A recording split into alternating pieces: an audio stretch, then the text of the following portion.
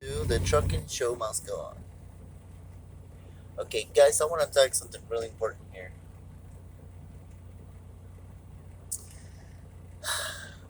I I know by now you guys know that I do a lot of talking, but this is important, especially for the guys that are thinking about becoming truck drivers.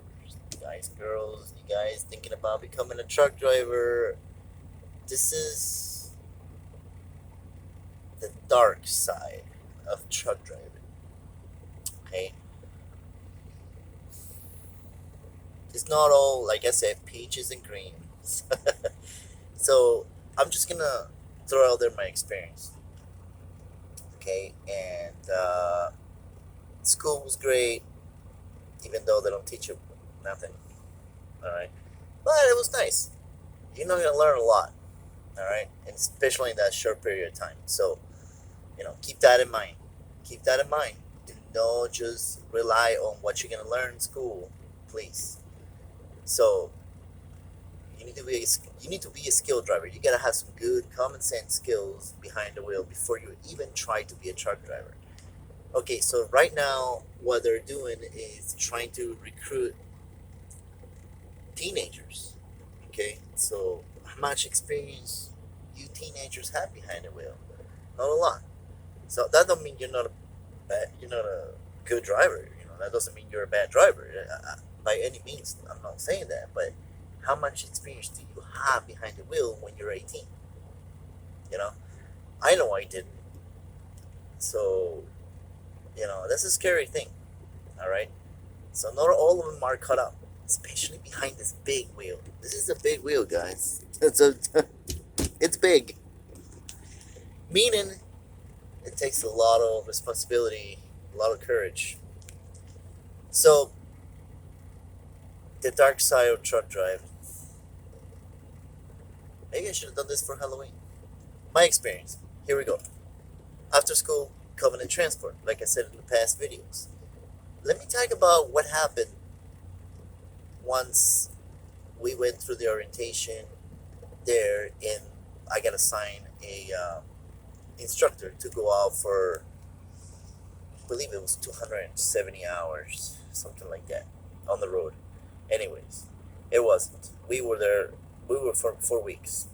Okay, so they're lying, and it's all about this trainer you have. It's not about the dispatcher. He's the owner of the truck. I mean, he's on the truck. He's your boss at the time. It's whatever he says. Dispatcher don't care. They don't care. Now that was common transport. I heard horror stories about Sierra England, the worst, Swift, Knight. I mean, what's the other one? U.S. Express, Warner. They're all the same. They are not going to care about you. It doesn't matter how much you cry to them. It doesn't matter how much you cry. It doesn't matter how much you complain. It doesn't matter how much you say, hey, they're violating my rights here. Hello. They're not going to care. Okay? They care at minimum. Only some people. I can't talk for everybody. What happened to me was, you know, coming to transport, it's a team.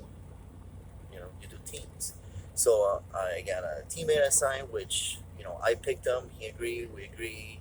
It was a guy that I met in the classroom. Very cool guy. So if you're ever watching this, Daniel, thank you, man. You're cool.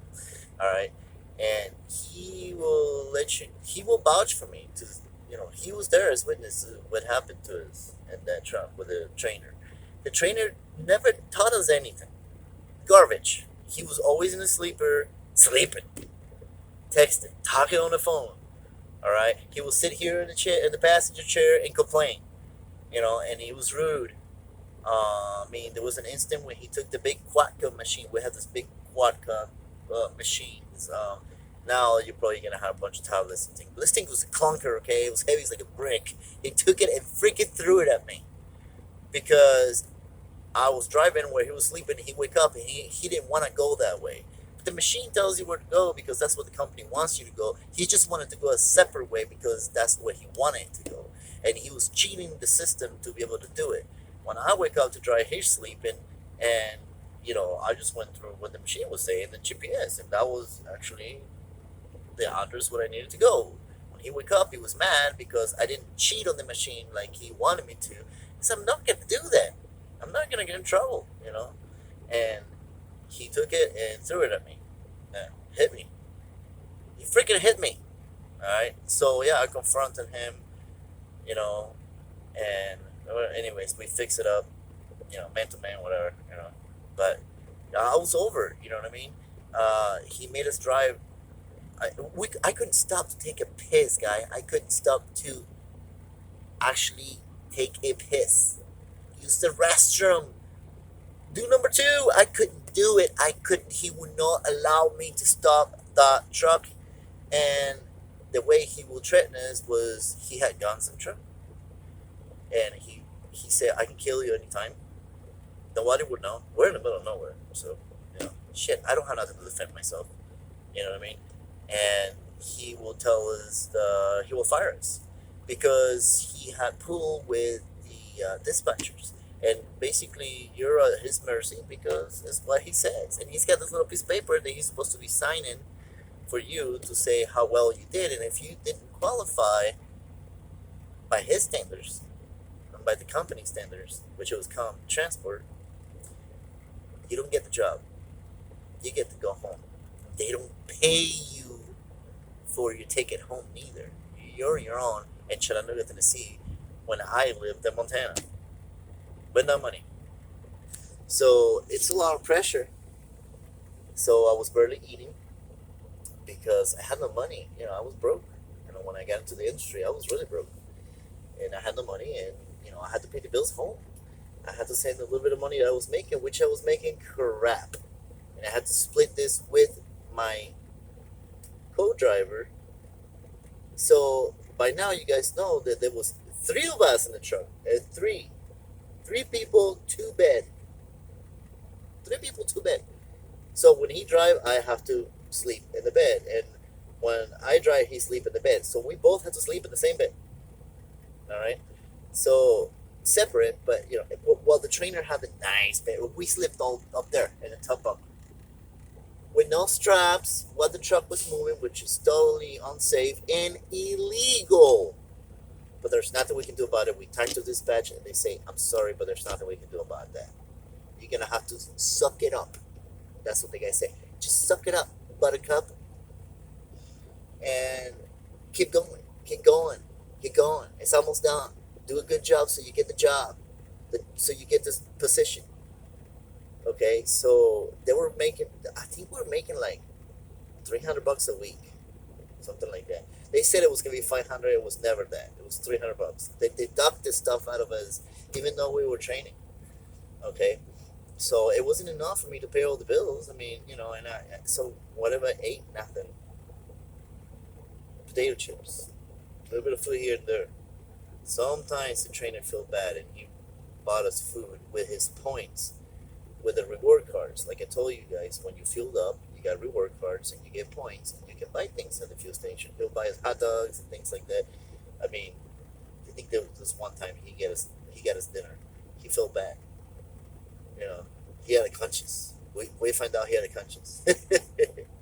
I'm telling you, it's not easy. It's horrible. And it's not easy to get rest when the truck is moving, and especially when you have a new driver behind the wheel and the trainee is just he don't care, I guess he's not scared of dying, so he never trained me at all. He always slept. He didn't train my co-driver because he drove at night, but he never trained me at all. I had no training from him, no back end training, no nothing training. I just trained myself. You too. Okay, so yeah, that's the dark side of the industry, And then no wonder they can't keep any drivers, guys. How are you gonna keep any workers like that? It was tough. It wasn't easy. Is what I'm trying to say. Keep that in mind before you apply to be a truck driver. I'm not saying it's a bad job. I'm just saying it's not easy. Okay, and do I recommend any of these companies for you guys to work for? Yes or no? If you can find a smaller company, that will probably won't happen. Okay, so Eagle KMC was a really good company, and This one I received the proper trainer, and the trainer trained me. Finally, I got a little train. So yeah, you know, he was dirty though. The truck was, man, dirty. Like, it was a dumpster on wheels, but it was hard to sleep in that bed. There was a really mattress that was falling apart, and it was tough. But I was already used to three companies before, so that was that hard. But he actually trained me. He took time to train me. It's only me and him, and I learned some things. You know, I already knew some of it. So, but he was a good trainer. That's what I'm trying to say. The guy was good. He never treated me wrong. We had a good time. Okay, so yeah, it was a little bit, but not a little bit. He was very dirty. You know, piss bottles everywhere. Just rotten food everywhere. But the guy actually trained me, so I could, put that behind and say, okay, he trained me, so whatever, And it was a week. It was a week, and he was like, "You're good to go, man." You know. So, but what I'm trying to say is that's the dark side, guys. The trainer can kick you out of the truck at any time, and you'll be in the middle of nowhere. Some of the companies might not even pick you back up. And I seen a lot of truck drivers stranded in the truck stops with their backpacks and their belongings, going, "Dude, I'm screwed. Dude, I'm screwed. The company won't take me back. The trainer just left me here. I went to the bathroom. I come out, and all my stuff was right there by the fuel island. And he was gone. When I called and said, well, the trainer just kicked you out of the truck, and he has no idea why. The trainer didn't like him. So sometimes they're funny. They think it's funny. I'm gonna kick you out of the truck, and that's what this guy was telling us. I'm gonna kick you out of the truck. I'm gonna leave you stranded. They won't take you back. Very stressful. You play with your mind. No right, and the company won't do nothing about it. Hey, sorry if I'm, you know, complaining too much. I just want to let you guys know this is the truth. I'm not lying. I'm not exaggerating. So keep that in mind when you're applying for a job to be a truck driver. Don't let them lie to you. It's a lot of smoke and mirrors, man. There's a lot of lies. They're not telling you the truth. So go there with a strong mind, strong mentality, and do not give up and push forward, because if you do, it can be good. You will find the right company. Very crucial. Do your research to find the right place to work, the right company to work for when you start trucking. Okay? Please trust me on this. Do not work for CR England. Do not work for Swift. Do not work for Warner. Do not work for Covenant Transport. Don't do it. Don't work for them. Especially if they have this school that I'll pay you back type of deal contract for 2 years if you stay. Because you're trapped, and they know that. Because when you quit, you owe the money. Don't do that. Be careful. Save your money. Apply for a little loan. Go to a private school. And do your research and find yourself a good small company to work for. And watch it. Watch out.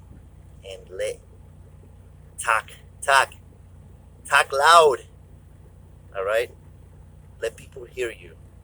You're worth it. You're a human being. Okay? Don't let them do what they did to me. Please, guys. Like and subscribe. Leave a comment below. Thank you. Have a nice one.